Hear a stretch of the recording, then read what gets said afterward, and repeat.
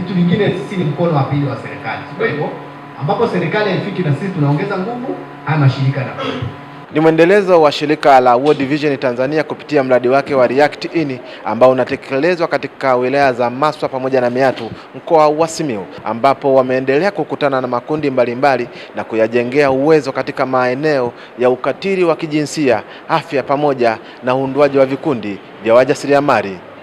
Libarikiwe jina lako Bwana kwa ajili ya kutuwezesha kukutana pamoja. Moja ya kundi ambalo World Vision wameweza kukutana nalo ni kundi la viongozi wa dini kutoka katika wilaya za Maswa pamoja na Meatu, ambako mradi huu unatekelezwa. Mungu wetu, hata wale ambao wanasapoti mradi huu tunaomba uwabariki, maana imeandikwa takriban viongozi wa dini mbalimbali 160 wanakutanishwa hapa.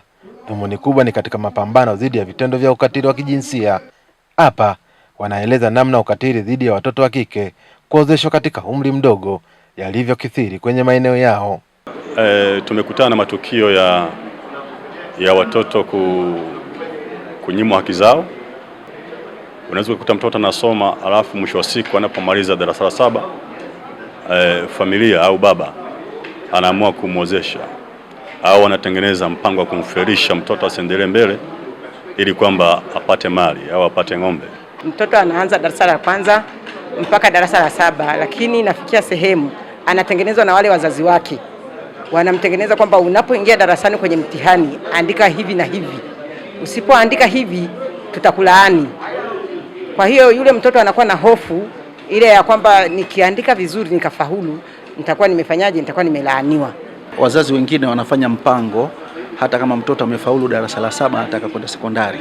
Wanafanya mpango, wanawasiliana na baadhi ya walimu, anaambia bana, mimi mtoto wangu huyu kashapata mchumba, kwa hiyo mimi siwezi nikamwozesha. Kwa hiyo yule bwana akishaona kwamba ana mpango kupata ng'ombe hao 50 au 20, anaamua kwenda kufanya utaratibu wa kuhakikisha kwamba anafanya yule mtoto asiendelee na masomo. Viongozi hao wanaeleza ugumu uliopo katika kubadilisha jamii kuachana na vitendo vya ukatili wa kijinsia. Watu wameshika mila sana, hususan mila za Usukumani ni ngumu sana. Hata kama kuna mila zingine pia zinachangia ama zinafanya hivyo, lakini mila za Usukumani ni ngumu sana. Kuna mapokeo ya mababu na mababu kwamba mtoto wa kike hana faida kwenye familia, yeye ni wa kuolewa tu. Hicho ndicho kilichoshikilia sana. Hata tunapotoa elimu inakuwa ni ngumu sana elimu kupenya kwa wakati mmoja. Kwa hiyo inahitaji hatua kwa hatua ndipo wazazi waelewe jambo kama hilo. Kwa jamii zetu tunazoishi hizi za mkoa wa Simiyu, kwanza wazao wa humu kwenye mkoa wa Simiyu ambao ni wenyeji wa Sukuma, yaani wao imani zao zilizojengwa tangia mwanzo kwenye chimbuko la mababu na mabibi, wamejengewa ile imani ya kwamba hivi mtoto akifikisha umri huu anatakiwa aolewe. Mtoto akiendelea kusoma atakuwa mhuni au atakuwa yani chokoratu, aweze akafanyaje, aweze akatilia wakatengeneza mji. Wameshajengewa tangia mwanzo. Kukosa imani ya dini kwa wananchi wengi hasa maeneo ya vijijini nalo ni tatizo jingine. Maandiko yametueleza kuwa ni lazima kila mmoja awe compassionable, awe na huruma na mwenzie. Sasa kama mtu hana imani ya dini, maana yake hawezi kuwa na huruma na hawezi kuona umuhimu wa mwenzie kuwa na maisha yaliyo bora huko baadaye, kwa sababu imani hana ya dini. Sasa kosa imani ya dini maana yake inamfanya asiweze kuyafanya yale mambo mazuri. Kumkosea binadamu mwenzie anaona ni kawaida.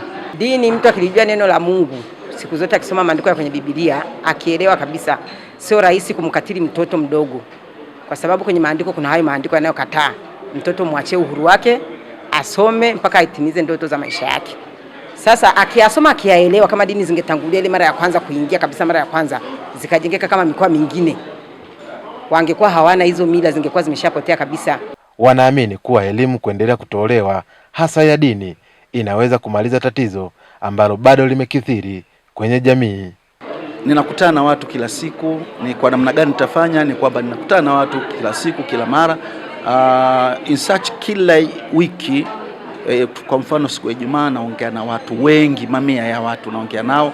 Kwa hiyo nina nafasi kubwa sana kufikisha ujumbe ambao unaweza ukaleta manufaa na faida katika jamii. Mikakati yangu ni kuhakikisha kwamba ninafika kila mahali ambapo hapajafikiwa na dini. kufungua makanisa, maana tunafahamu kwamba kujenga kanisa ama kufungua kanisa ni sawa na darasa la kiroho, lakini pia darasa la kimwili. Serikali pamoja na World Vision wanaamini kuwa viongozi wa dini wanao mchango mkubwa katika kuhakikisha matokeo ya ukatili wa kijinsia kwenye jamii yanamalizika. Tunaamini mwananchi au kiongozi wa dini ana nguvu kubwa sana katika jamii, kwa sababu yeye kwa kuwa na kukutana na wadau wake katika taasisi yake ya kidini, iwe ya Kikristo au ya Kiislamu, anapotoa yale mafunzo anakuwa na mapokeo makubwa, na elimu ile inawafikia watu wengi, kwa sababu kila Jumapili au kila Ijumaa viongozi wa dini wanakutana katika ibada na wanahamasisha. Kwa hiyo mojawapo ya shughuli yao tuliyowapa ni kutoa mafunzo kuhusiana na kupinga masuala ya ukatili wa kijinsia uliopo katika jamii yetu. Viongozi wa dini wana nguvu. Viongozi wa dini ni watu ambao wana upeo mpana pia juu ya kuweza kuiondoa jamii katika fikra potofu kwa kuwaaminisha pia juu ya kumwamini Mungu. Kwa hiyo pale jamii inapoweza kumwamini Mungu, maana yake ni kwamba watu watakuwa na hofu ya Mungu ambayo itawasaidia kuondoa sasa ule ukatili ambao angeweza kumfanyia mtu mwingine. Chaguo lao ni sahihi sana.